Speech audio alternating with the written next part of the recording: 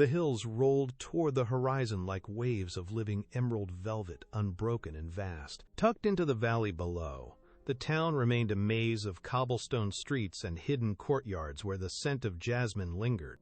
In the heart of this quietude lived Beauty.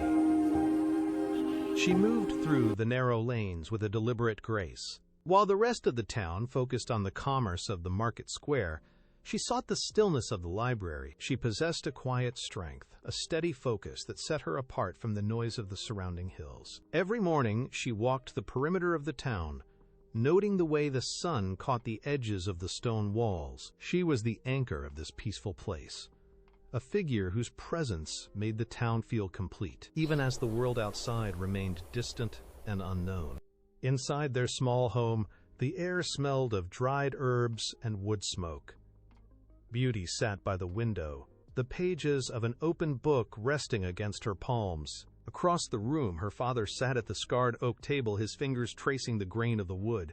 Beauty watched him, noting the way his hands moved, calloused and steady. She closed her book, the soft thud echoing in the quiet room, and walked to his side. "Do you ever miss the life we once knew?" she asked. Her father looked up, his eyes crinkling at the corners. He reached out, resting a heavy, warm hand on her shoulder. "My dear," he said, his voice low and steady, "we have lost our riches, but we have kept what truly matters." He gestured to the window, where the sunlight spilled across the floorboards. Beauty felt the tension in her chest dissolve. She leaned into his touch, feeling the solid reality of his presence. In this small, sun-drenched space, the lack of gold did not feel like a loss. It felt like a foundation. They sat together in the silence, the rhythm of their breathing matching the slow passage of the afternoon. The change arrived with the first frost. It crept over the window panes in jagged white patterns, turning the glass brittle and cold. Inside, the hearth struggled to push back the chill, and the wood smoke no longer drifted with the same lazy warmth. He had spent weeks reviewing ledgers and checking the integrity of his travel gear. The decision had hardened in his mind, one final journey to the distant ports to restore what had been lost. He stood by the hearth, rubbing his hands together to chase away the numbness. His daughters gathered around him, their faces illuminated by the flickering orange light. Beauty remained near the edge of the circle, her hands folded. When the room finally quieted, she stepped forward. "Father," she said, "bring me nothing but a single rose." The request hung in the silence as the wind rattled the heavy door frame. The road out of town vanished beneath a thick, gray shroud of sleet within the first hour. The wind did not merely blow, it hammered against the landscape, tearing at the trees until they groaned under the pressure. Visibility dropped to nothing. The world narrowed to the few feet of path directly ahead, then to nothing at all. He veered off the main track, his hands numb against the reins, and found himself pushed by the gale into a dense thicket of ancient, gnarled timber. The trees stood so close together that they blocked the sky, creating a tunnel of suffocating shadow. The roar of the wind was muffled. He dismounted, his boots sinking deep into the slush, and pressed his palm against a tree for stability. The temperature continued to plummet. The trees finally broke, revealing a clearing that defied the winter.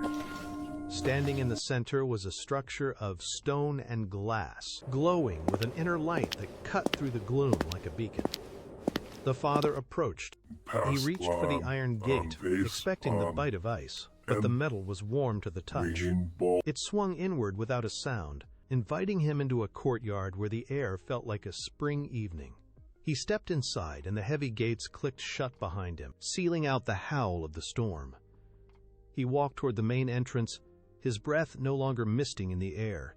The doors stood open, leading into a grand hall bathed in the steady, golden flicker of hundreds of candles.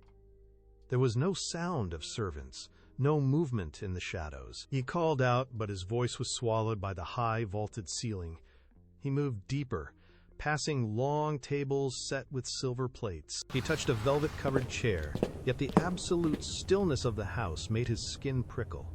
He walked further, his footsteps echoing. He followed a stone path that led away from the main hall and out into the rear courtyard. Despite the biting cold that gripped the forest outside, This space remained sheltered, protected by high stone walls that trapped the warmth. He stopped near a stone fountain, its water perfectly still. Near the edge of the basin, a single bush grew against the masonry. It was a shock of color in the monochrome garden. Deep, velvet petals unfurled from the stems, vibrant and impossibly alive. He remembered the request. His daughter had asked for nothing else. He stepped closer, the gravel shifting under his weight. The scent of the flower was heavy, sweet, and cloying, filling the air around him. He hesitated, his hand hovering inches from the stem. He ignored the prickle of unease at the back of his neck and gripped the stalk. With a firm, decisive pull, he snapped the stem. For a heartbeat, the garden remained silent. Then, the air pressure dropped. The candles in the distant windows flickered violently. It landed in the dirt, the vibrant red petals instantly losing their luster. A sound like grinding stone echoed from the darkness behind the fountain. The air grew heavy, thick with the scent of ozone and damp earth. From the deepest patch of shadow, a figure detached itself from the wall. The father scrambled backward, his heels catching on the uneven stone, but he could not find his footing. He fell hard, the impact jarring his teeth. Instead, the heavy footsteps stopped just inches from him. The air around him felt charged, vibrating with a low, constant hum that made his skin prickle. He looked up, his vision blurring, and saw the towering silhouette blocking the moonlight. The beast did not strike. He stood motionless, his presence like a wall of solid ice. Mercy is a currency you cannot afford. The father scrambled to his knees, his hands shaking violently as he pressed them together in a desperate plea. "I meant no harm," he stammered, his voice cracking. "I only sought a gift for my child," father said. "Your life is forfeit for your theft," the beast commanded. "But there is a path to restitution." The father froze, his heart hammering against his ribs. Your daughter must come here instead of you. If she doesn't come, you will be killed. Go and send her. The heavy oak door of the cottage swung open, and the father stumbled inside, his face pale and etched with lines of profound exhaustion. He did not speak. He did not look at the hearth. He simply collapsed into the wooden chair by the table, his hands gripping the edge until his knuckles turned white. The room grew still. The fire crackled, the sound unnaturally loud in the sudden vacuum of conversation. He looked up, his eyes glassy and unfocused, and recounted the events of the forest. He spoke of the shadow, the demand, and the ironclad ultimatum that now held his life in a vice. Beauty remained by the window, her gaze fixed on the darkening horizon. She listened to every word. She placed a steady hand on her father's shaking shoulder. She did not weep. She did not hesitate. "I will go," she said, her voice cutting through the panic like a bell. The father looked up, his lips trembling, but Beauty held his gaze with a calm, unwavering intensity. "I am leaving at dawn." The forest path ended abruptly at a wall of jagged stone that seemed to rise directly from the earth. Beauty stood before the entrance, her breath hitching in the frigid air. The iron gates were massive, towering high above her, their surface pitted with age and cold. She reached out, her fingers brushing the freezing metal. It felt like touching a tombstone. She stepped into the courtyard, the ground beneath her boots crunching with dead leaves and frost. She did not look back. She did not need to. The sound vibrated through the soles of her feet and settled deep in her chest. She was inside. The silence that followed was absolute. Beauty stood motionless in the center of the courtyard. The air grew dense, pressing against her skin like a physical weight. From the shadows of the great hall, a figure emerged. He did not walk. He moved with a heavy, rhythmic thud that vibrated through the stone beneath her feet. She held her breath, his presence filling the space until the very moonlight seemed to dim. Her eyes wide, searching the darkness for a sign of intent. He did not attack. "You are free to walk these halls," he said. "The library is yours. The gardens are open to you." He gestured with a heavy, sweeping motion toward the interior of the castle. Beauty blinked, the sudden offer of liberty clashing with the terror of his presence. She took a tentative step forward, her eyes tracking his every shift. Days stretched into weeks, marked only by the shifting light across the library floors. Beauty moved through the halls with a growing sense of rhythm. She learned the creak of every floorboard and the specific draft that chilled the grand staircase. The beast remained a constant, shifting presence in the periphery. She often found him standing by the high windows, staring out at the gardens for hours. He never approached her, yet he was always near. One afternoon, she watched him from the shadows of the gallery. He reached for a heavy door handle, paused, and then pulled his hand back, his shoulders slumping in a gesture of profound hesitation. He stood there for a long moment, motionless, before turning away to walk into the darkness. The sight caught her off guard. It was not the movement of a monster, but the posture of someone trapped by his own isolation. She stepped out from the gallery, her pulse steady. The sharp, jagged edge of her fear began to blunt. She no longer checked the locks on her door at night. Instead, she found herself listening for the heavy, rhythmic thud of his footsteps. Not with dread, but with a strange, quiet recognition. The moon hung high above the garden, casting long silver shadows across the stone paths. Beauty walked at a measured pace, the scent of night-blooming jasmine thick in the cool air. The beast followed a few paces behind, his heavy footsteps muffled by the soft earth. They reached the center of the garden, where a stone fountain stood silent, its water long since dried.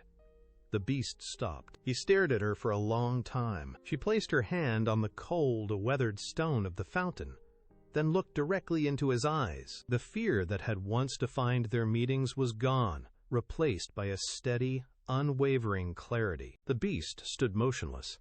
His massive frame, usually braced for rejection, seemed to lose its rigid tension.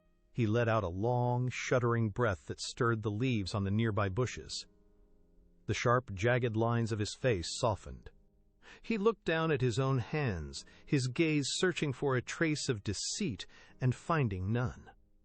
A subtle change rippled through the garden. For the first time, the silence between them was not a barrier, but a bridge. The library remained quiet, the only sound the rhythmic ticking of a clock in the corner. Beauty sat by the window, a heavy volume open on desk, but her eyes did not track the lines of ink. She looked past the glass, toward the distant, dark outline of the forest. The memory of her father's face surfaced with sudden, sharp clarity. She traced the edge of the mahogany table, her fingertips catching on a small, carved notch. It reminded her of the workbench in their old cottage. She stopped at the hearth, watching the embers pulse with a fading orange light. The castle was no longer a cage, yet the silence here felt different from the quiet of her father's home. Beauty found him in the garden, standing where the moonlight hit the stone path. She told him of the ache in her chest, the need to see her father's face one last time. The beast stiffened.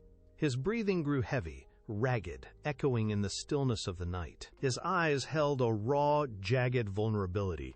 He took a step back, as if the distance between them were a physical wound he was trying to widen. "You are leaving," he said. I cannot force you to stay. "Go to him," he whispered. "But you must promise me. You will return." The cottage door creaked open, familiar and small. Beauty stepped inside, the air thick with the scent of dried herbs and wood smoke. Her father stood by the table, his hands trembling as he reached for a cup.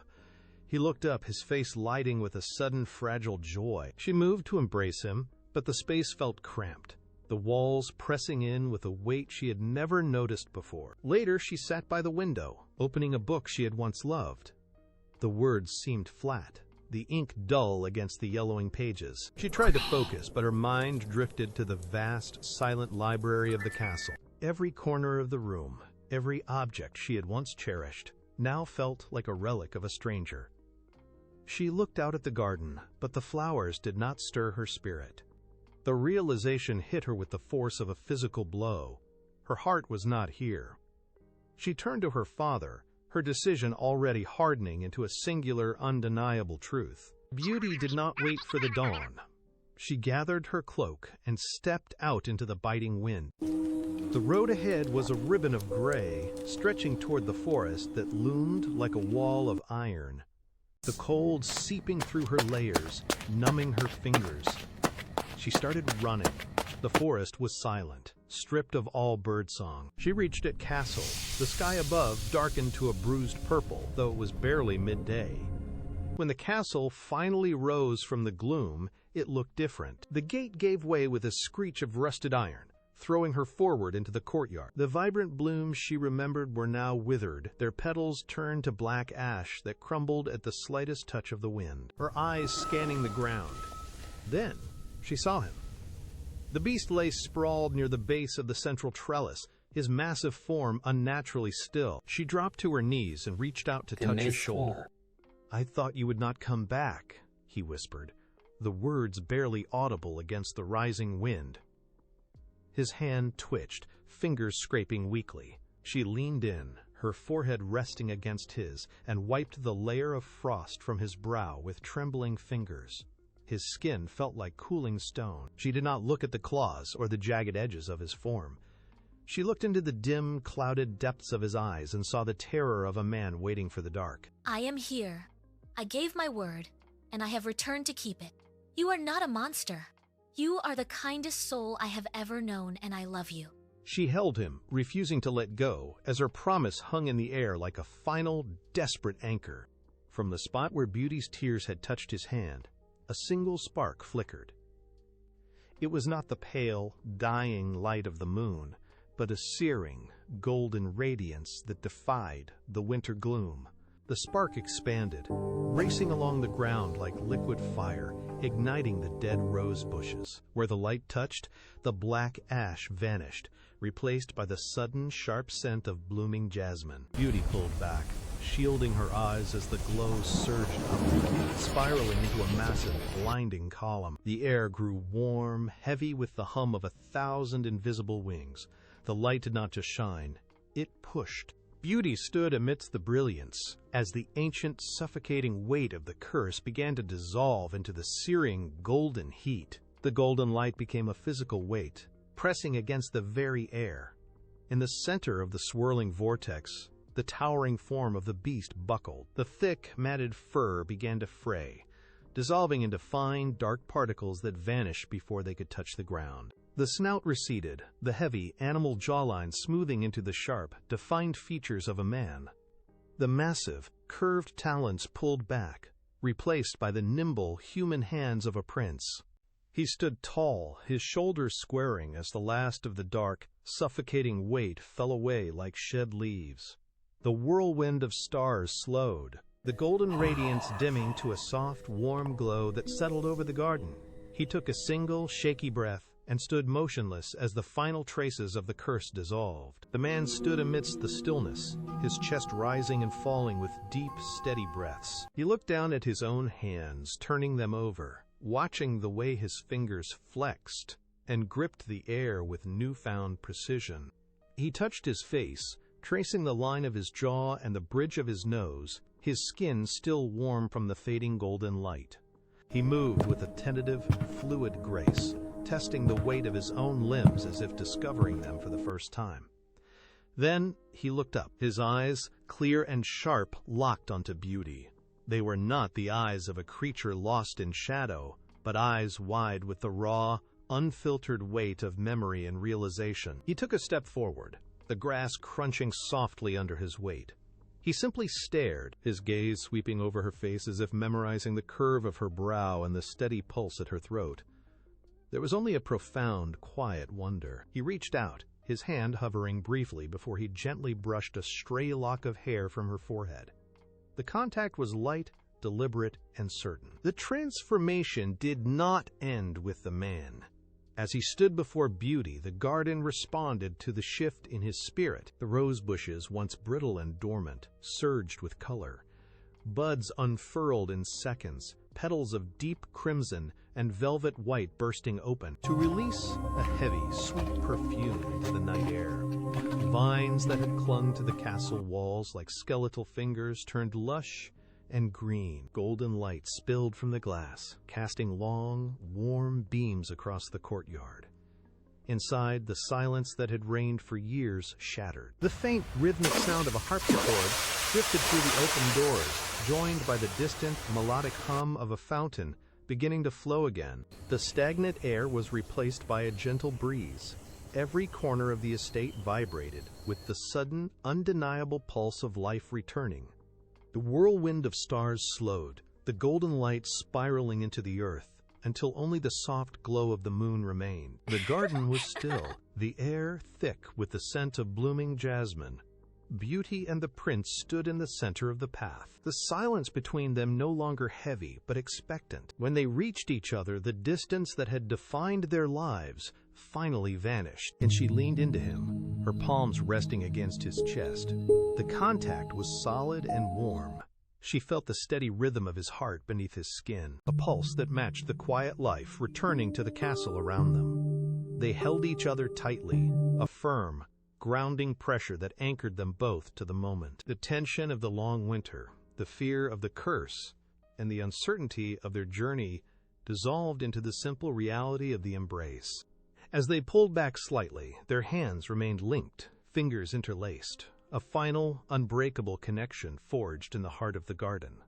The news of the castle did not stay within its walls. It traveled on the wind, carried by merchants crossing the Emerald Hills and travelers seeking shelter in the valley. They spoke of a shadow that had lifted, of a winter that had broken, and of a prince who returned to his people. In the town of cobblestone streets, the secret gardens bloomed with a newfound vigor, as if the land itself were mimicking the restoration of the estate. The story became a fixture of the evening fires. Elders recounted the tale to children, their voices dropping to a conspiratorial whisper as they described the night the stars swirled in the garden. Dreamers, gazing toward the distant, glowing silhouette of the castle, found hope in the retelling. It was no longer a story of a merchant or a beast, but a map for the heart. The hills seemed to hold the memory of the transformation, the grass swaying in rhythms that echoed the peace of that final moonlit night. Every traveler who passed the gates stopped to look, sensing the weight of the history that had unfolded there. The legend took root in the soil. The story left behind more than just a name or a place. It left a standard for the soul. They learned that a mirror offers only a cold, static reflection, showing the shell but never the substance. True value, they discovered, does not reside in the glitter of gold or the perfection of a face, but in the small, consistent acts of kindness that ripple outward. To see with the heart requires a different kind of vision, one that ignores the shadows and seeks the light hidden within. It reminds every dreamer that the most significant treasures are those that cannot be held, but only felt. Kindness becomes the lens through which the world is finally seen clearly. By choosing to look with the heart, one finds that the most beautiful things are often those that require the most courage to recognize. This was the final, enduring truth of the hills. That worth is not something found in a reflection, but something built through the grace we extend to others every single day. Within the castle walls, the air no longer carried the chill of winter. Instead, it hummed with the soft, steady rhythm of a life reclaimed. Sunlight poured through the high windows, illuminating halls that had once been silent but now echoed with the quiet movements of two who had found their home in one another. They walked the gardens where the roses bloomed in perpetual, vibrant color, their scent a constant reminder of the day the shadows finally receded. There was no grand spectacle, only the deep, resonant peace of days spent in shared understanding. Every room held the warmth of a hearth that never dimmed, and every window looked out upon a world that seemed to mirror their own internal stillness. They existed in a space where time felt suspended, governed not by the ticking of clocks, but by the steady pulse of affection. Love had become the foundation, the architecture, and the very atmosphere of their existence. It was a light that did not flicker or fade, but burned with a soft, unwavering intensity that reached into every corner of the estate. As the sun dipped below the Emerald Hills, moral of the story: true beauty is not seen with the eyes, but felt with the heart. Kindness, patience, and understanding reveal the true worth of a person.